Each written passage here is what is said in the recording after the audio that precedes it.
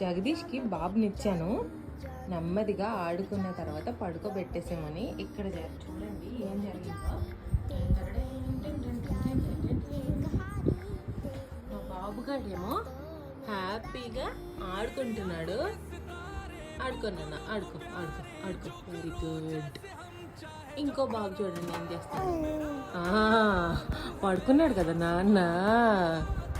ఎవరిని పడుకోబెట్టారో నాకు ఇక్కడ అర్థం కావట్లేదు. యువర్ ఆనర్, చెప్పండి ఎవరెవరిని పడుకోబెట్టారో చెప్పండి. చెప్పు నాన్న, నువ్వు చెప్పు. నువ్వు నోరిప్పితే అసలు సాక్ష్యాధారాలు అవసరం లేదు. చెప్పు నాన్న, చెప్పు. ఎవరు పడుకోబెట్టారు, ఎవరెవరిని పడుకోబెట్టారు? నువ్వే పడుకోబెట్టావు నాన్నే. అవునా? నాన్నులు నువ్వే పడుకోబెట్టావు నాన్నని. అయ్యే, నాన్న నేను చూసుకోవట్లేదే.